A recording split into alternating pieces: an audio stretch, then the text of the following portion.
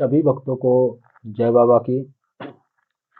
एक बार फिर मैं आप सभी भक्तों के समक्ष उपस्थित हुआ हूँ भक्ति सागर पंचद्वार बराड़ा धाम चैनल के माध्यम से। आज हम चर्चा करेंगे कि उन कलयुगी इंसानों का संहार किस प्रकार, कैसे और कौन करेगा। जितने लोग दोषी हैं, जितने लोग धर्म विरोधी हैं, जो धर्म के मार्ग से भटक चुके हैं, चाहे वो कोई साधारण पुरुष हो या कोई भी धर्माचार्य हो, इनका संहार कब और कैसे होगा, किस परिस्थिति में होगा। हमारे समाज में अनेकों बुराइयां चल रही हैं। अनेकों बुराइयां का मतलब ये होता है कि छोटे छोटे छल कपट करना इंसानों के साथ, और किसी का बुरा सोचना, अपने फायदे के लिए, अपने स्वार्थ के लिए किसी का नुकसान करवा देना या झूठ बोलना जिससे किसी का नुकसान होता हो। अनेकों ऐसी बुराइयां होती हैं जो अधर्म के मार्ग पर चलवाती हैं, और छोटी छोटी बुराइयों पर को हम पार करते हुए बड़ी बड़ी बुराइयां हमारे जीवन में शुरू हो जाती है और बड़े बड़े अधर्म का कार्य करना हम शुरू कर देते हैं।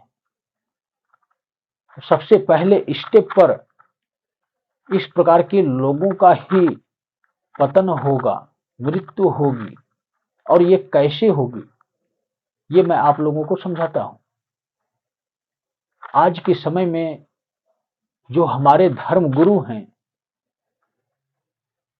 चाहे वो ज्योतिषाचार्य हों या कथावाचक हों या प्रवचन सुनाने वाले हों, अगर इन लोगों में से कोई भी ऐसा शुभचिंतक है जो कहता हो मैं अपने धर्म का सम्राट हूं और अपने धर्म की मैं रक्षा करूंगा, तो जिसके अंदर सामर्थ्य नहीं होता है वही कहता है कि मैं ये कार्य करूंगा। अगर उसको करना होता तो वो स्वयं करता, किसी से करवाता नहीं। जो कार्य वो स्वयं नहीं कर सकता, जिसके अंदर इतनी पावर नहीं है, जिसके अंदर इतना सामर्थ्य नहीं है कि इस कार्य को कर सके, तो उसके लिए दूसरों को ही आगे करता है। और दूसरे लोग हैं कौन? वही कलयुगी इंसान, वही अधर्म के मार्ग पर चलने वाले, वही पापी लोग हैं। इस प्रकार के लोगों का संहार निश्चित है। और सबसे पहले हिंदू धर्म में जितने भी अपराधी इंसान हैं, जिनका गलत तरीके से जीवन जीने का प्रचलन बन चुका है, नियम बन चुका है, जो भगवान के नाम को महत्व नहीं देते हैं, जो सिर्फ और सिर्फ दिखावा करते हैं कि हम इनके चेले हैं और इनके भक्त हैं, इस संस्था से जुड़े हुए हैं, इन लोगों का संहार सबसे पहले होगा। जो छली कपटी इंसान हैं, कौन करेगा? वही शिवगढ़ इस प्रकार का माहौल तैयार कर रहे हैं। समय समय पर, जगह जगह पर वही शिवगढ़ ये प्रेरित कर रहे हैं। और उस स्वरूप में कोई भी हो सकता है, किसी भी धर्म से भी हो सकता है। सबसे पहला हमला हिंदू धर्म पर बोला जाएगा, हिंदू धर्म में रहने वाले इंसानों पर बोला जाएगा। सबसे पहला सफाया किसका होगा?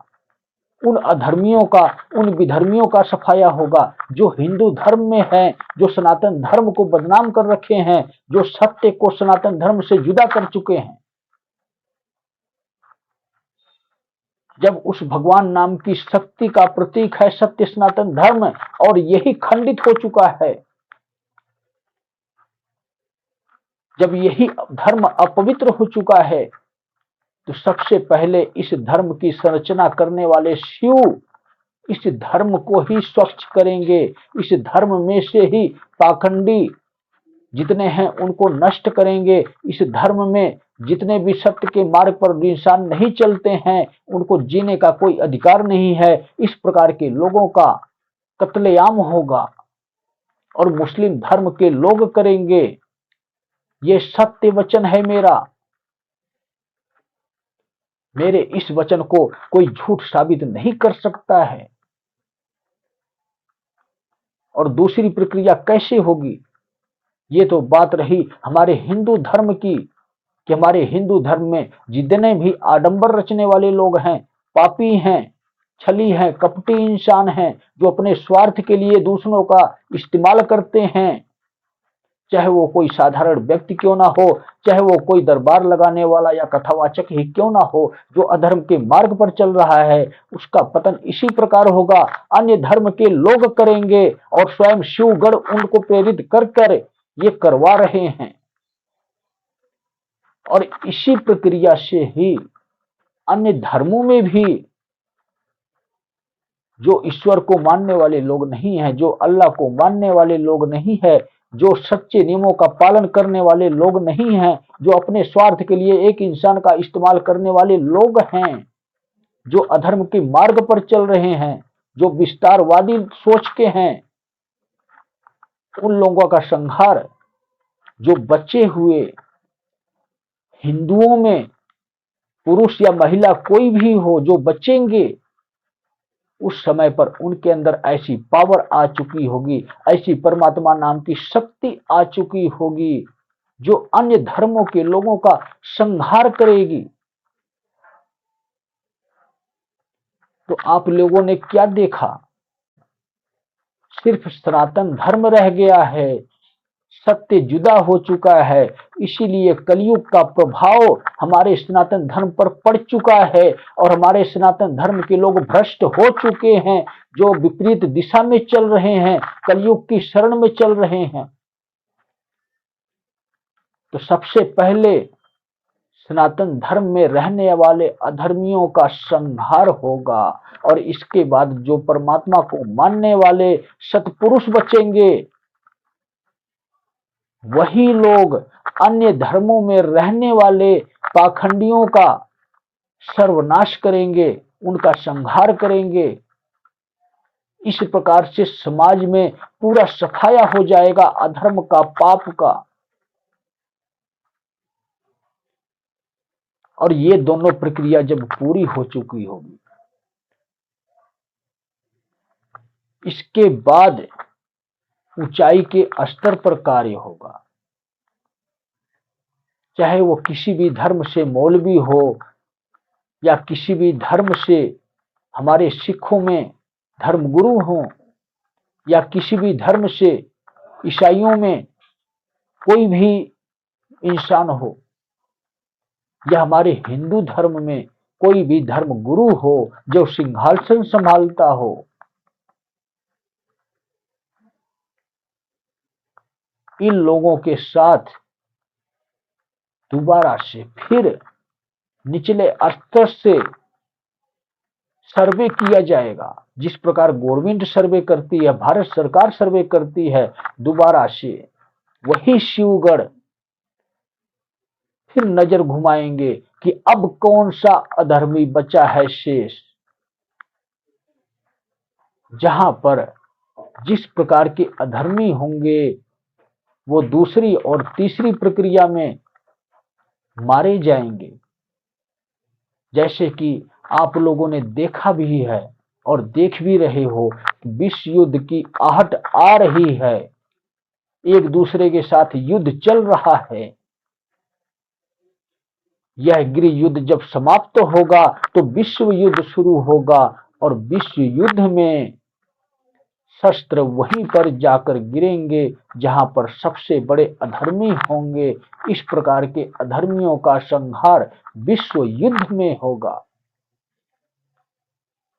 और इसके बाद जो बचेंगे वो प्राकृतिक आपदाओं में मारे जाएंगे, चाहे वो जल प्रलय हो या अग्नि प्रलय हो या शिव का स्वयं का तांडव, जिसको भूकंप के स्वरूप में समझते हैं। तीन प्रक्रिया स्वयं शिवगण अपनाए हुए हैं, और इस तीन प्रक्रिया से गुजरते हुए जो इंसान, जो भी व्यक्ति शेष रह जाएगा, वही परमात्मा की सच्ची शक्ति होगा, और इसी प्रकार के लोगों को पृथ्वी पर रहने का अधिकार मिलेगा। इसीलिए तो मैं कहता हूं, कलयुगी इंसान एक भी जीवित नहीं बचेगा। समय से पहले आपको आगाह किया जा रहा है, समय से पहले आपको सचेत किया जा रहा है कि सत्य को स्वीकार करो, शिव को स्वीकार करो। जब तक शिव को स्वीकार नहीं करोगे, आपके प्राणों की सुरक्षा संभव नहीं है। आपके कर्म ही आपके प्राणों की रक्षा नहीं कर पाएंगे।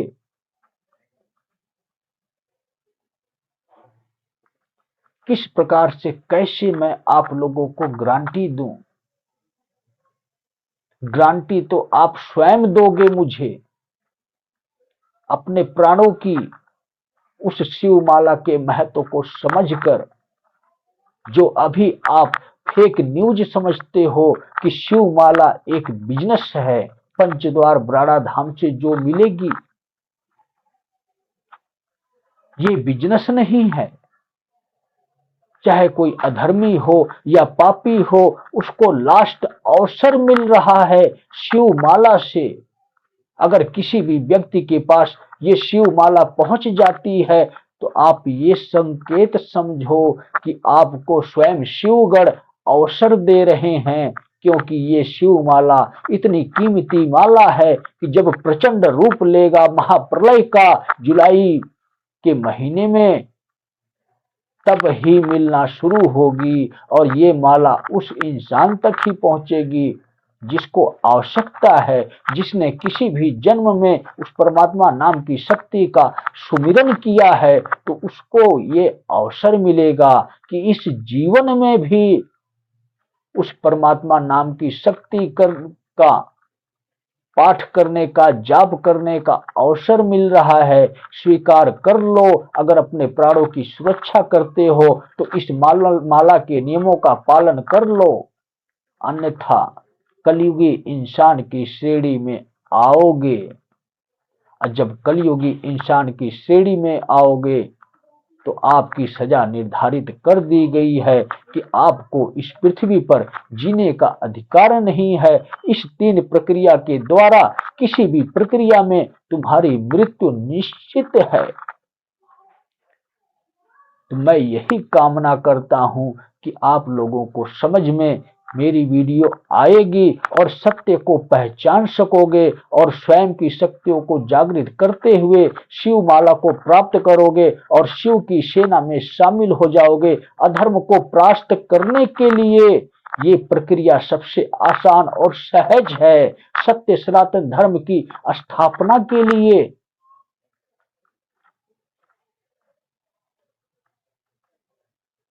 तो आप लोगों का क्या विचार है? कोशिश करें, हर हर शिव घर घर शिव का नारा कमेंट में लगाएं। जिसकी समझ में आ जाए वो भव से पार हो जाएं। तो सभी भक्तों को